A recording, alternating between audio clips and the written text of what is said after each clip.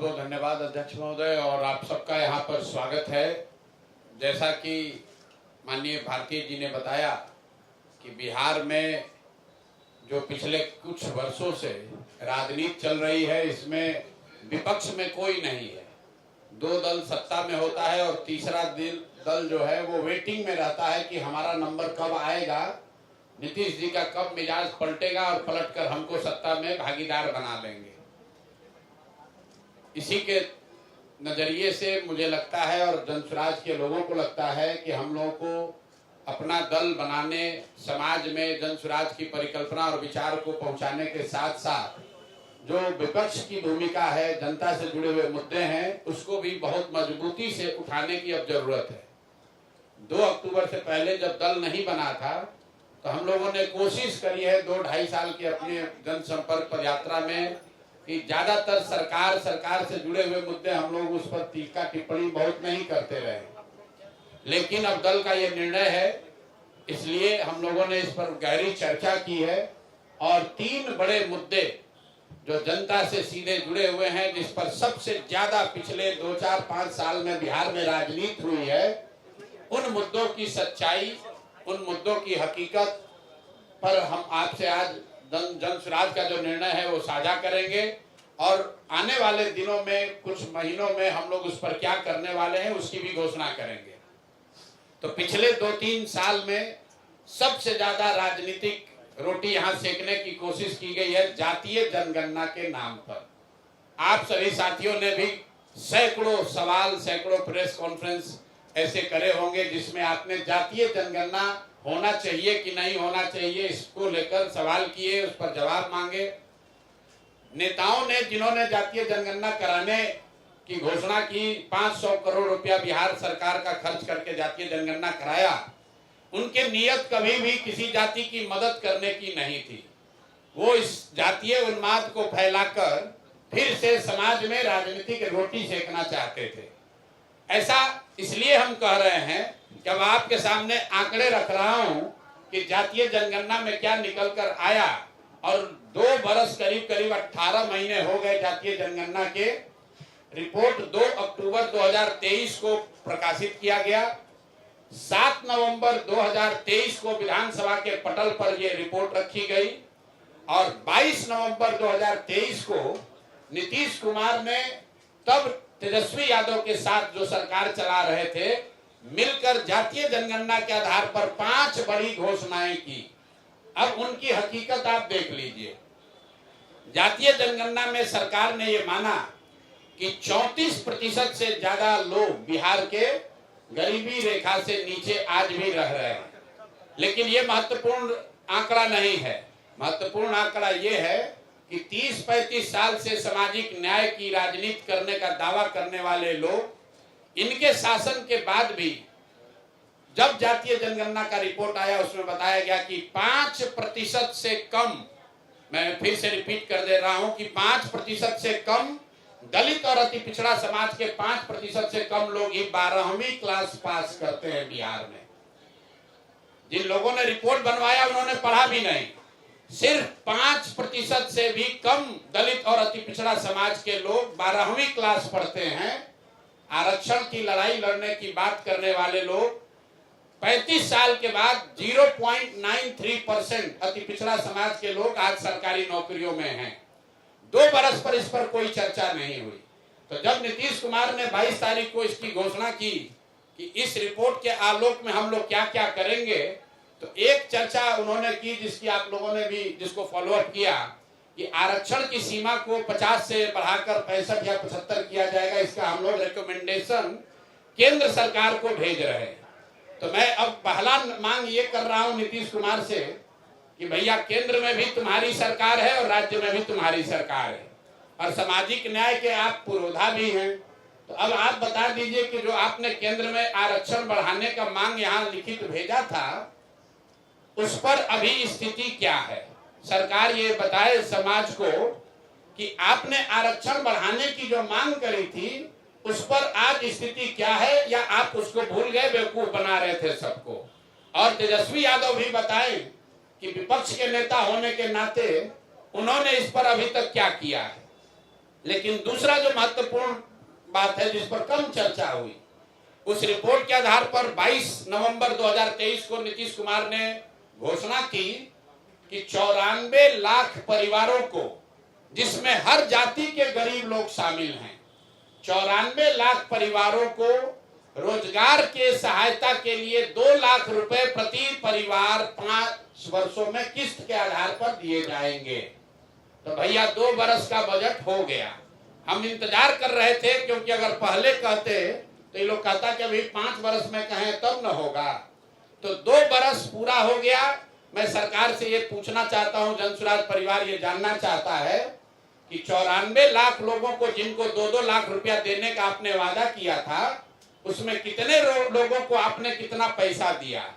और अगर नहीं दिया तो मान लीजिए कि जैसे आपके मोदी जी, आपके जो आजकल जिनके आप लाडले मुख्यमंत्री हैं, मोदी जी ने जैसे 15 लाख रुपया सबको देंगे का जुमला फेंका था, आप भी ये मानिए कि आपने भी ये बिहार के लोगों को जुमला दिया था कि 94 लाख परिवारों को, और इसमें सिर्फ किसी जाति विशेष के लोग नहीं हैं, विधानसभा के पटल पर। और आपको मैं कह रहा हूं 22 नवंबर का नीतीश कुमार का ट्वीट देख लीजिए, उनके ऑफिशियल हैंडल से ये ट्वीट किया गया है कि 94 लाख गरीब परिवारों को 2 लाख रुपया की राशि दी जाएगी। अभी तक एक परिवार को 1 रुपया भी नहीं दिया गया है।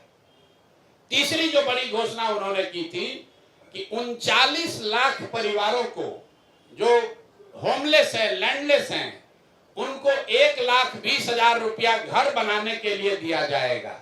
तो मैं तीसरी मांग ये कर रहा हूं कि जातीय जनगणना के नाम पर समाज को लड़ाने की जो योजना आपने बनाई थी वो तो कामयाब हुई नहीं। ये बता दो कि 39 लाख लोगों में से कितने लोगों को 1,20,000 रुपए की राशि दी गई है। तो जातीय जनगणना को लेकर मेरे 3 सवाल जनसुराज के हैं। पहला कि आरक्षण बढ़ाने के लिए जो आपने दावा किया था कि आप केंद्र सरकार को रिकमेंड कर रहे हैं, उस पर आज स्थिति क्या है? किस तारीख को आपने रिकमेंड किया और केंद्र सरकार ने उस पर क्या निर्णय दिया?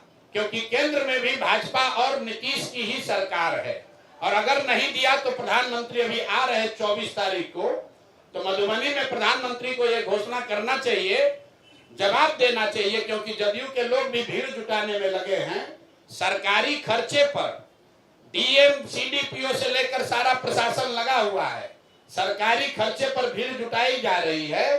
तो उसमें मोदी जी को और नीतीश जी को बताना चाहिए कि जातीय जनगणना के आधार पर आरक्षण बनाने के प्रस्ताव की स्थिति आज क्या है। दूसरा, 94 लाख परिवारों को जो 2 लाख रुपया आपने देने की बात कही थी, उसकी स्थिति क्या है? हम लोग की जानकारी के हिसाब से, आप लोग भी पत्रकार है, अभी तक के बजट में 2 बजट में इस योजना के तहत 1 रुपया का भी प्रावधान नहीं किया गया है। और तीसरी बात कि आपने 39 लाख जो होमलेस, लैंडलेस, खासकर दलित समाज के लोग थे, उनके लिए अभी तक 1,20,000 रुपया जो जारी करने के लिए कहा था, उसमें कितना पैसा जारी किया? एक ये विषय है जातीय जनगणना का। दूसरा जो सबसे बड़ा ठगी का काम नीतीश कुमार ने किया है पिछले 10 वर्ष में, दलित महादलित के नाम पर बहुत दिन से राजनीति चल रही है। आपको याद होगा नीतीश कुमार ने 2006 में महादलित विकास योजना, महादलित विकास मिशन बनाया था। उस मिशन में एक बड़ा वादा ये किया गया था कि दलित समाज के जितने लैंडलेस, होमलेस लोग हैं, उनको 3 डिसमिल जमीन, 1306.8 स्क्वायर फीट जमीन घर बनाने के लिए दिया जाएगा। ये वादा नीतीश कुमार ने महादलित मिशन के नाम पर 2008-06 में किया था। योजना शुरू की गई 2008 में, और पिछला जो आंकड़ा अभी उपलब्ध है, सरकार के द्वारा उपलब्ध कराया गया है, उसके अनुसार 2,34,000 दलित परिवारों को, उसमें कुछ ईबीसी परिवार भी शामिल हैं, 2,34,000 परिवारों को ही आज तक ये 3 डिसमिल जमीन दी गई है। और उसमें भी आश्चर्य की बात सुनिए, अभी एक देशपाल कमेटी है जो प्लानिंग कमीशन में इस योजना के इवैल्यूएशन के लिए उनका इस्तेमाल किया, उनको भेजा पटना बिहार में, और देशपाल कमेटी की रिपोर्ट में बताया गया है कि 2,34,000 परिवारों को, जिनको सरकार कह रही है कि हमने लैंड 3 डिसमिल जमीन दे दिया, उसमें 1,20,000 परिवार ऐसे हैं जिनको जमीन तो दी गई लेकिन आज तक उसको पोजेशन नहीं मिला। उसको कहीं बाढ़ का, कछाड़ का ऐसा जमीन दिया है जिसका पोजेशन ही नहीं मिला। तो सरकार से दूसरी मांग हम लोग कर रहे हैं कि पहला तुमने जाति के नाम पर, जाति जनगणना के नाम पर सब में झगड़ा लगाने का कोशिश किया। दूसरा, ये दलित महादलित के नाम पर इतना दिन से रोटी सेक रहे हो, तो महादलितों को जो 3 डिसमिल जमीन देने की बात कही गई थी, कुल यहाँ पर 50 लाख से ज्यादा ऐसे दलित महादलित परिवार हैं जिनको ये इसका योजना का लाभ मिलना चाहिए था। सरकार के हिसाब से सिर्फ 2,34,000 लोगों को, परिवारों को ये लाभ मिला, और केंद्र सरकार की प्लानिंग कमीशन की कमेटी बता रही है कि उस 2,34,000 में से भी 1,20,000 लोग ऐसे परिवार हैं जो कह रहे हैं कि जमीन कागजे पर मिला, जमीन आज तक हमको मिला नहीं है। तो दूसरी मांग यह है कि दलित महादलित के वोट से कुर्सी पर बैठे नीतीश कुमार और भाजपाई बताएं कि दलित महादलितों को कब ये घर का जमीन उनको 3 डिसमिल मिलेगा। और तीसरी बात, तीसरी एक बड़ी यहाँ पर राजनीति की जा रही है भूमि सुधार, भूमि सर्वे के नाम पर। आप में से कई लोगों को ध्यान होगा, भूमि सर्वे का काम यहाँ पर 2013 से शुरू किया गया है। जो पूरे देश में भूमि सुधार के दूसरे राज्यों में अनुभव हैं, उसके आधार पर अभी तक का रहा है कि 2 से 5 वर्ष में राज्य सरकारें इस तरह का भूमि सुधार, लैंड डिजिटाइजेशन सर्वे का काम पूरा कर लेती है।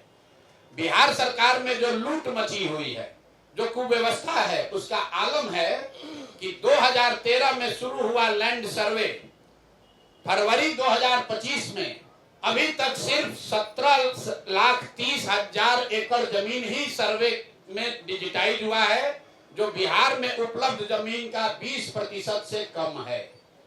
5 वर्ष में 20% से कम जमीन का सर्वे के जरिए डिजिटाइजेशन हुआ। 80% जमीन का सर्वे और डिजिटाइजेशन अभी भी पूरा नहीं हुआ है, और ये पूरा इसलिए नहीं हुआ है कि सरकार ने इस सर्वे कराने के लिए न कोई व्यवस्था बनाई, न इनके पास वो टेक्नोलॉजी है, न संसाधन है। आंध्र प्रदेश में, तेलंगाना में बिहार के बाद सर्वे शुरू किया गया और 3 वर्ष में उन्होंने टेक्नोलॉजी और ड्रोन के जरिए 1-1 इंच 80% जमीन का अपना सर्वे करके कंप्लीट कर लिया। और इसमें एक और बड़ी बात सुनिए, जमीन सर्वे का असर यह है कि घर घर में लड़ाई लगा दी, भाई बहन में लड़ाई लग गया, आप में आपके फुआ के परिवार में लड़ाई लग गया। जमीन के मालिकाना हक के लिए लोग लड़ रहे हैं, और ये हम नहीं कह रहे। पिछले साल जो बिहार सरकार का क्राइम का आंकड़ा है, उसमें बताया जा रहा है कि जितनी हत्याएं यहाँ सरकार ने रिकॉर्ड की, उसमें 60% से ज्यादा हत्या के मूल में जमीन से जुड़ा हुआ विवाद है। ये बिहार सरकार का आंकड़ा है। फिर से मैं रिपीट कर रहा हूं, ये जमीन का सर्वे शुरू हुआ है 2023 से। अभी तक सरकार के आंकड़ों और दावों के बावजूद सिर्फ 20% लैंड का सर्वे कंप्लीट हुआ, और इसकी कमियों की वजह से इसमें जो लूट मची हुई है, जो भ्रष्टाचार फैला हुआ है, जमीन का दाखिल खारिज में, पेपर निकालने में, वंशावली बनाने में, जमाबंदी में इतनी परेशानी हो रही है, हजारों करोड़ रुपया लूटा जा रहा है। और इसी बिहार में, जैसा आप लोग जानते हैं, सबसे ज्यादा सीओ और डीसीएलआर वगैरह का पोस्टिंग के लिए खुलेआम 30 लाख, 40 लाख, 50 लाख रुपया, देखिए सारे पत्रकार लोग मोड़ी हिला रहे हैं, हाँ भैया बात तो ठीक है, 25 से 50 लाख रुपया लेकर पोस्टिंग की जा रही है। तो ये जो सर्वे शुरू हुआ है, ये अंचलाधिकारियों को और राजस्व से जुड़े हुए पदाधिकारियों के द्वारा धन उगाही का नया उद्योग शुरू किया गया है। तो जन सुराज परिवार 3 मांग रख रहा है। एक, कि जातीय जनगणना के आधार पर, उसके नाम पर राजनीति करके समाज को बांटने लड़ाने वाली जनता वाली सरकार, उस पर व्हाइट पेपर जारी करो और 1 महीना में बताओ कि आरक्षण पर क्या हुआ। दूसरा, 94 लाख परिवारों को किस दिन 2 लाख रुपया दोगे, और उन 40 लाख होमलेस परिवारों को 1,20,000 रुपया कब दिया जाएगा। हम लोग की दूसरी डिमांड है कि तीन डिसमिल जमीन जो महादलित समाज को मिलनी चाहिए थी, दलित महादलित समाज के लोगों को, जिनका वोट लेकर नीतीश कुमार इतने दिन से बैठे हुए हैं, अब वो दलित महादलित परिवार चला जाने के लिए तैयार नहीं है। अगर 1,20,000 से कम परिवारों को ही 3 डिसमिल जमीन मिली है तो 48 लाख से ज्यादा परिवारों को 3 डिसमिल जमीन कब मिलेगी। और इसमें यह भी बता दूं कि अभी सरकार के आंकड़ों के हिसाब से करीब करीब 25 लाख एकड़ जमीन, जिसमें सीलिंग के नाम पर जब्त की हुई करीब 11.5 लाख एकड़ जमीन और विनोबा आंदोलन, भूदान आंदोलन में मिली हुई 7 लाख एकड़ जमीन, जिसका कोई हिसाब नहीं है कि ये जमीन किसके पास है, किसको दिया गया है। 25 लाख एकड़ जमीन जो सरकारी रिकॉर्ड के हिसाब से उपलब्ध है गरीबों को बांटे जाने के लिए, किसी से लेना छीनना नहीं है।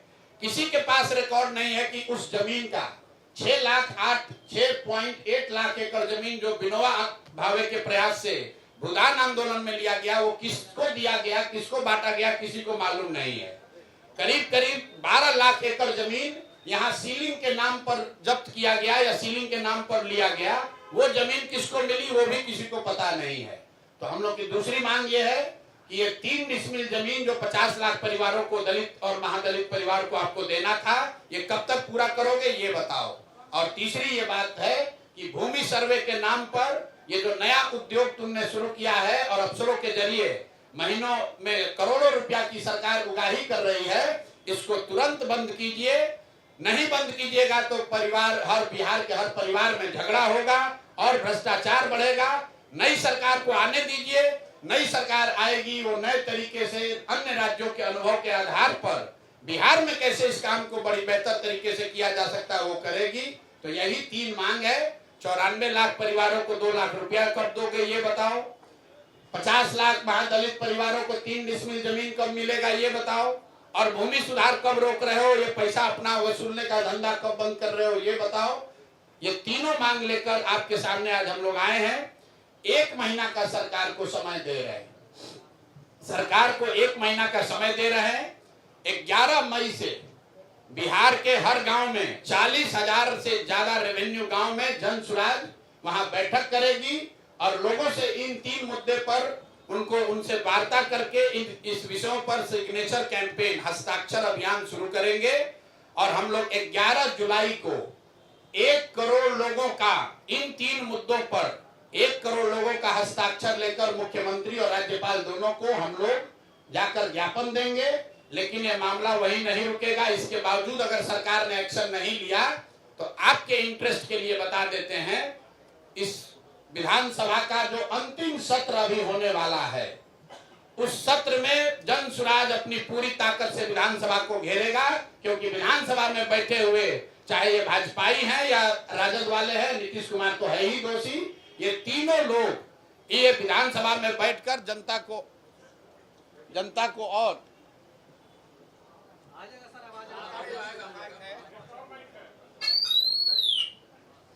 को और आगे बेवकूफ न बना पाए, इसके लिए हम लोग विधानसभा का जब सत्र शुरू होगा तो इन विधानसभा का हम लोग घेराव करेंगे, प्रदर्शन करेंगे, वहीं धरने पर बैठेंगे।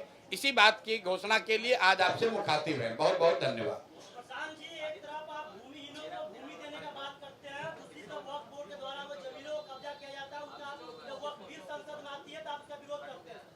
वक्फ बिल से कितने भूमिहीनों को जमीन मिलेगा उसका प्रावधान तो हमने एक्ट में पढ़ा नहीं है। आप यंग जर्नलिस्ट हैं, आपको ज्यादा शायद जानकारी होगी। वक्फ के बिल में कहीं इस बात का जिक्र नहीं है कि अगर कल होकर वक्फ के एक्स्ट्रा जमीन को सरकार ले भी ले तो उसका लाभ बिहार के भूमिहीनों को मिलेगा। इसकी कोई चर्चा कहीं उस कानून में, एक मिनट रुकिए, आपने सवाल पूछा, आंसर देने दीजिए। इसकी कोई चर्चा उस कानून में नहीं है। कहीं उस कानून में प्रावधान नहीं है कि वक्फ में अगर गलत जमीन कोई पाई गई तो उसको लेकर भूमिहीनों के बीच में बांटा जाएगा। पहली बात। दूसरी बात, वक्फ का विरोध क्यों कर रहे हैं? वक्फ का विरोध इस पर नहीं कर रहे हैं कि वक्फ में सुधार होना चाहिए कि नहीं होना चाहिए। वक्फ का विरोध इसलिए कर रहे हैं कि हमको, आपको, सबको पता है कि जो लोग ये बिल लेकर आए हैं उनका वक्फ के कानून से, वक्फ की प्रॉपर्टी से लेना देना नहीं है। उनका एक और एकमात्र लक्ष्य ये है कि बिहार में देश में हिंदू मुस्लिम का मसला चलता रहे। इसका उदाहरण देख लीजिए, आप ही लोग CAA-NRC का बिल आया तो हम लोगों ने उसका विरोध किया। आप जैसे कई काबिल पत्रकारों ने कहा कि प्रशांत जी आप इसका क्यों विरोध कर रहे हैं, तो हिंदुओं को बाहर से लाकर, जो हिंदू शरणार्थी हैं अफगानिस्तान में, बांग्लादेश में, पाकिस्तान में, उनको लाकर देश में जगह देने की, सम्मान देने के लिए ये नीति और कानून बनाया गया है। कुछ लोगों ने ये भी कहा कि ये मुस्लिम आतंकवादी को, शरणार्थी को देश से निकालने के लिए किया गया है। आप जितने यहाँ पत्रकार बैठे हैं, मैं आपको खुली चुनौती दे रहा हूँ। अभी चुनाव है, कई बार अमित शाह आएंगे, प्रधानमंत्री से तो आपका मुलाकात नहीं होगा, लेकिन अमित शाह से पूछिएगा जरूर कि 3 बरस से इस देश में CAA-NRC लागू है, कितने मुस्लिम सो कॉल्ड शरणार्थियों को इस देश से निकाला गया। और वो बात छोड़ दो, कितने हिंदुओं को आपने नागरिकता दे दी, ये बता दो। बांग्लादेश से, अफगानिस्तान से, पाकिस्तान से आने वाले कितने हिंदुओं को आपने नागरिकता CAA-NRC में दे दी है, ये बता दो। मेरे भाई, तुमको CAA-NRC लाकर ना हिंदू की मदद करनी थी, न मुसलमान किसी शरणार्थी को हटाना था। तुम्हें सिर्फ बंगाल में हिंदू मुस्लिम करके चुनाव लड़ना था। तो ये हर 6 महीना पर कभी ट्रिपल तलाक है, तो कभी 370 है, तो कभी अभी वक्फ है, कभी कॉमन सिविल कोड है। जनता इतनी बेवकूफ नहीं है। आप वक्फ का बोर्ड आप कानून में लिखिए कि अगर वक्फ के बोर्ड में कोई गलत जमीन पाई गई तो वो जमीन गरीबों में बांटा जाएगा। ये कहाँ कानून में लिखा हुआ है? कानून पढ़े बगैर सवाल मत कीजिए।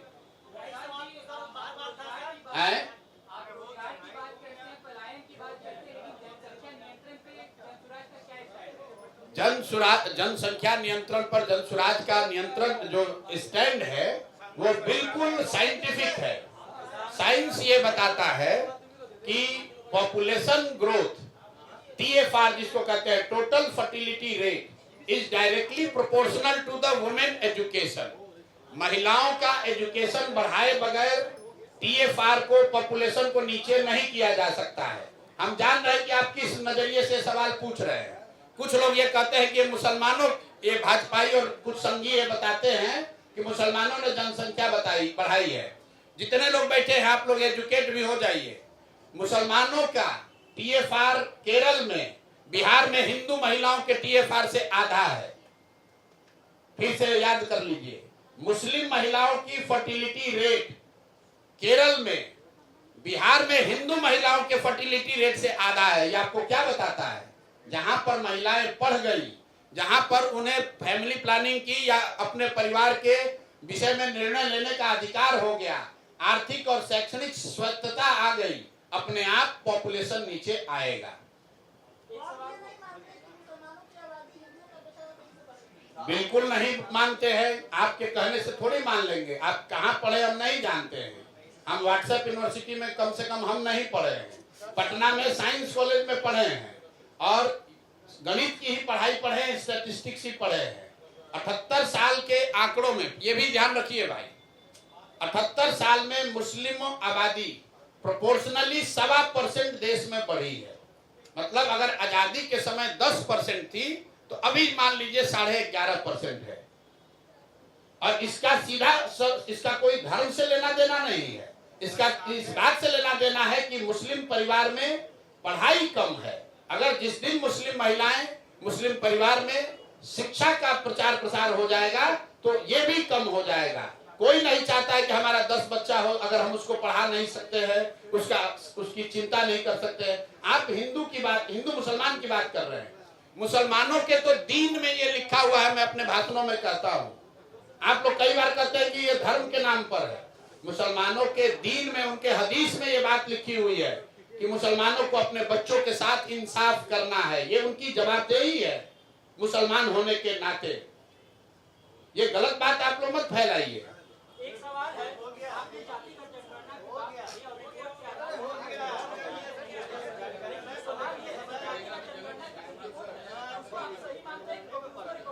भाई ऐसा है, जातिगत जनगणना का रिपोर्ट सही हो या गलत, आप लोग जितने पत्रकार हैं, 2 बरस तक इस राज्य में सिर्फ एक ही चर्चा हुई है, जाति जनगणना होना चाहिए, नहीं होना चाहिए।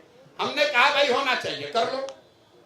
लेकिन करने के बाद जिन्होंने कराया, आपका हमारा 500 करोड़ रुपया खर्चा कराया, उनमें से मैं दावा कर रहा हूं किसी ने 5 पन्ना भी उसको पढ़ा नहीं। उसी जातीय जनगणना में लिखा हुआ है कि 3% दलित समाज के लोग 12वीं पास कर रहे हैं, 5% से कम ईबीसी समाज का लड़का 12वीं पास कर रहा है, और समाज को क्या बताता है कि आरक्षण बढ़ा देंगे। आप मुझे बताइए किस सरकारी नौकरी में बिना 12वीं पास आदमी को आरक्षण का लाभ मिल सकता है? जब आपका बच्चा 12वीं पढ़ेगा ही नहीं तो आरक्षण का लाभ मिलेगा कैसे? और ये तो 35 साल से कौन सत्ता में बैठा है? अगर ये लोग कह रहे हैं कि इन पर अत्याचार हुआ, हम सामाजिक न्याय के, गरीबों के, वंचितों के, पिछड़ों के मसीहा हैं, तो 35 साल से बिहार में सत्ता में बैठा कौन है? लालू जी और नीतीश जी। तो अगर यहाँ के बच्चे, पिछड़ों के बच्चे, दलितों के बच्चे, मुसलमानों के बच्चे या इवन सवर्ण समाज के बच्चे नहीं पढ़े तो उसका जवाबदेही किसका है? उनका बच्चा नहीं पढ़ा, 9वां नहीं पास किया, तब भी उसको मुख्यमंत्री बना रहे हैं। लेकिन जो सामान्य परिवार के बच्चे 12वीं पास नहीं किए हैं, उनको जीवन भर अब मजदूरी ही करना पड़ेगा। ये बात बिहार के लोगों को समझने की जरूरत है। सर 24 को प्रधानमंत्री आ रहे हैं, लगातार बड़े नेताओं के 24 को प्रधानमंत्री आ रहे हैं, जो सारी योजनाओं को वो यहाँ पर भाषण करने वाले क्या कहेंगे? भैया मोदी जी 2014 से लगातार बिहार में आ रहे हैं, और जो सबसे बड़ा मुद्दा आपको उठाना चाहिए कि बिहार की मदद जब करेंगे कि नहीं करेंगे, बिहार सरकार के पैसे से पूरा मोबिलाइजेशन, पूरी मीटिंग, आपने देखा पूरा सरकारी आदेश निकला है, पूरी व्यवस्था का खर्चा गुजरात से नहीं आ रहा है, दिल्ली से नहीं आ रहा है, बिहार की गरीब जनता का पैसा लगाकर मोदी जी की सभा में भीड़ की जाएगी। और जहां तक आपने कहा घोषणा करने की, तो मोदी जी 2014 से लगातार घोषणा कर रहे हैं। कई घोषणा तो हम ही ने लिखा है उनका। इसी मोतिहारी में 2014 में उन्होंने कहा कि ये चीनी मिल जब चालू हो जाएगा, इसके चीनी से चाय पिएंगे तभी बिहार में वोट मांगने आएंगे। 2014 से आज 11 बरस हो गया मेरे भाई, वो चीनी मिल तो चालू नहीं हुआ। भाजपाई वहां के जितने नेता है, नाम आपको खूब पता है, उस चीनी मिल के जमीन को टुकड़ों टुकड़ों में करके बेच के सब अपने नाम कर लिया है। अब मोदी जी अभी भी आ रहे हैं, आप भूलिए नहीं 2015 में मोदी जी ने आरा में आकर कहा था 30,000 करोड़ दूं कि 40,000, 60,000 करोड़ दूं कि 1 लाख दूं, 1,20,000 करोड़ दूंगा। पैसा कहाँ आया? आप लोग तो सब बिहार में रहते हैं, आप पत्रकार हैं, आप भी कुछ देखे होंगे, कहीं आप तक भी पहुंचा हो तो बता दीजिए। हम तक तो नहीं पहुंचा है भाई। 1,20,000 करोड़ का मोदी जी घोषणा किए थे 2015 में, और 2000, ये नाम मत कहिए कि विपक्ष में थे इसलिए नहीं हुआ। 2015 से लगातार मोदी जी दिल्ली में प्रधानमंत्री हैं, और 15 से लेकर 25 में 10 बरस में 7 बरस भाजपा बिहार में सरकार में रही है। दूदू को उसका उप मुख्यमंत्री है। कोई मुरेठा बांधता है, कभी कभी मुरेठा खोलता है, उससे जरा पूछिए कि 1,20,000 करोड़ जो पैकेज दिए, या तो मोदी जी ने दिया नहीं, और अगर दिया तो बिहार के नीतीश और सम्राट चौधरी भाजपा की सरकार ने उसको लूट लिया। तीसरा तो कोई उपाय है नहीं। तो या तो ये सरकार माने कि मोदी जी ने पैसा भेजा नहीं, या माने कि उन्होंने भेजा, हम लोग यहाँ पर चोरी कर लिए, लूट लिए। ये महिला 1 मिनट ये पूछना चाह रही है, पूछ लेना।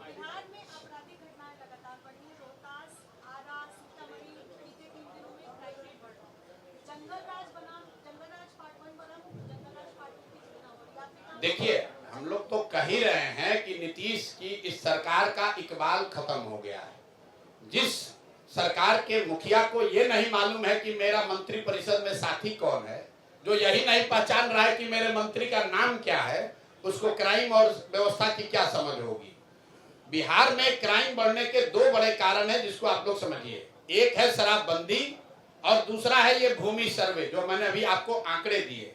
60% मर्डर के जो रजिस्टर्ड केस हैं बिहार सरकार के आंकड़ों के हिसाब से, वो कहीं ना कहीं भूमि के विवाद से जुड़ा हुआ मामला है। और शराबबंदी की वजह से प्रशासन का एक बड़ा तंत्र, ये आप लोग बात को समझते हैं फिर नहीं समझते, लिखते नहीं है। प्रशासनिक तंत्र का एक बड़ा हिस्सा सिर्फ शराबबंदी लागू करने, उसको रोकने, उससे कमाने, उसको छिपाने में लगा हुआ है। Common normal law and order के लिए लोग उपलब्ध ही नहीं है। ये बात हम नहीं कह रहे। इसी सरकार के दौरान पीछे जो चीफ जस्टिस ऑफ इंडिया थे, उन्होंने कहा कि इस तरह के आप कानून बनाते हैं तो पूरा जो लॉ एंड ऑर्डर की व्यवस्था है, कोर्ट और कचहरी है, सब चोक हो गया है। ना जेल में रहने की जगह है, ना न्यायालयों में न्याय होने की संभावना। 1 लाख से ज्यादा लोग अभी जेल में हैं। कोई पूछने वाला नहीं है कि भाई 1 लाख लोग को कब बेल मिलेगा। ये कौन 1 लाख लोग हैं? ये दलित हैं, ये पिछड़े हैं, ये मुस्लिम हैं, ये समाज के गरीब घर के लोग हैं जिनके पास कोर्ट में जाकर बेल लेने का भी साधन पैसा नहीं है। और जो पैसा वाला है वो शराब माफिया बनकर करोड़ों रुपया का लूट कर रहा है। हमको लोग कह रहा है भैया शराबबंदी हटाने के बाद क्यों करते हैं? अरे भाई, हम शराबबंदी हटाने की बात नहीं कर रहे हैं, शराबबंदी के नाम पर बनाए हुए इस गंदे कानून को हटाने की बात कर रहे हैं, जिसमें कानून बनाकर दुकान बंद कर दिया गया और होम डिलीवरी चालू कर दिया गया। घर घर में होम डिलीवरी हो रहा है, 20,000 करोड़ का नुकसान हो रहा है। और पूरे बिहार में आप लोग देख रहे होंगे, अभी आपको सूचना भी मिलती होगी, सूखा नशा इतने तेजी से बढ़ा है युवाओं में। अगर ये नहीं हटा 5-7 बरस में, जैसे आप पिक्चर देखे थे उड़ता पंजाब, वैसे सुनिएगा उड़ता बिहार हो जाएगा। ये यहाँ शराबबंदी के नाम पर लोगों में, युवाओं में बहुत बड़े पैमाने पर सूखा नशा फैल रहा है। इसलिए इसको गलत कानून को हटाने की जरूरत है।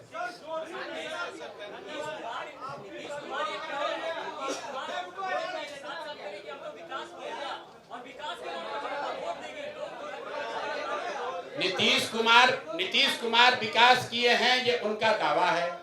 भाई किए होंगे, हमको तो दिख रहा है, किसी को दिखेगा किसी को नहीं दिखेगा। लेकिन नीतीश कुमार ने 22 नवंबर 2023 को कहा कि नहीं कि 94 लाख गरीब परिवारों को 2 लाख रुपया देंगे। ये कहा है कि नहीं कहा है? अपने ट्वीट में लिखा है, विधानसभा में कहा है। नीतीश कुमार ने 2006 में ये महादलितों को कहा कि नहीं कि 3 डिसमिल जमीन देंगे। दिया है तो दिखाओ। अगर आपने कहा कि 2 लाख देंगे तो किसको मिला है जो नहीं हम लोग को दिख रहा है? बहुत बहुत धन्यवाद भैया। अब आप लोग सुनिए, अब आप लोग से मुलाकात होगी जब इनको विधानसभा में जिस दिन घेरेंगे।